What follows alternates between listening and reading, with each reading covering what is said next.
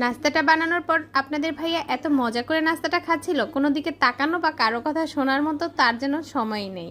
আর এই নাস্তাটা আসলেই খেতে অসম্ভব মজার হয়। আসসালামু আলাইকুম, কেমন আছেন সবাই? এখানে আমি পরোটার ডো তৈরি করে নিয়েছি।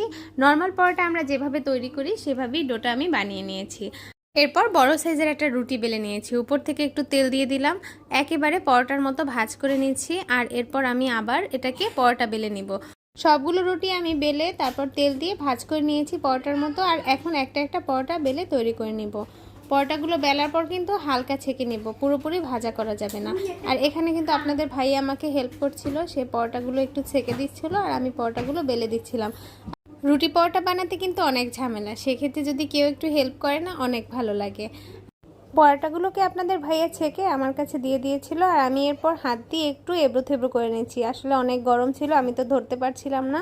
পরবর্তীতে যখন হালকা একটু ঠান্ডা হয়েছে তখন আমি এই যে দেখুন পরোটাগুলো কিন্তু একদমই সফট।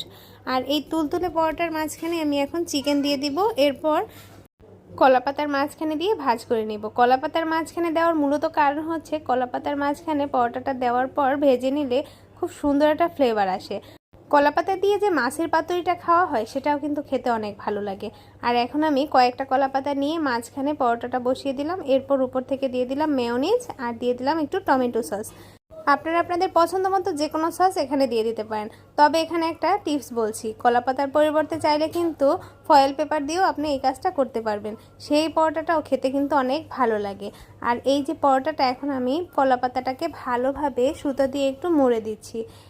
কলাপাতায় করে এভাবে নাস্তা কখনো খেয়েছেন কি? আমি কিন্তু এর আগেও একবার এই নাস্তাটা বানিয়েছিলাম আর বাসার সবাই খেতে খুবই পছন্দ করেছিল। নাস্তাটা বানাতে একটু ঝামেলা হলেও পরবর্তীতে যখন দেখি সবাই খেতে খুব পছন্দ করে তখন কিন্তু নিজের কাছে অনেক ভালো লাগে। চিকেনটা রেডি করে রেখেছিলাম, মেয়োনিজটা বানিয়ে রেখেছিলাম, এজন্য কিন্তু তত একটা অসুবিধে হয়নি। এরপর পরোটার ডোটা বানিয়ে আমি পরোটা বানাতে চলে আসলাম। আর ফ্রাই প্যানে দিয়ে এরপর ঢাকনা দিয়ে ঢেকে চুলার হিটটা একদমই হাইতে দিয়ে দিয়েছি। পুরোপুরি হাই হিটে দিয়ে এটাকে রান্না করে নিতে হবে মাত্র 5 থেকে 7 মিনিটের মতো। তার মধ্যে কিন্তু পুরোপুরি পরোটাটা হয়ে যাবে। অনেক সুন্দর একটা রেসিপি রান্না করছো, অনেক সুন্দর ঘ্রাণ আসতেছে, দেখি তো একটু দাও তো। এর আগে ছিলাম অনেক গরম। আচ্ছা এই সুতাগুলো এই জায়গায় না দিয়ে সুতাগুলোর তো অন্য কিছু ব্যবহার করা যায় না? অনেক সুন্দর। আপনাদের ভাইয়া পরোটাটা খুলছে আর পরোটা থেকে কিন্তু খুব সুন্দর একটা স্মেল আসছে। খাবারটা কিন্তু খেতে অনেক মজার হয়েছিল।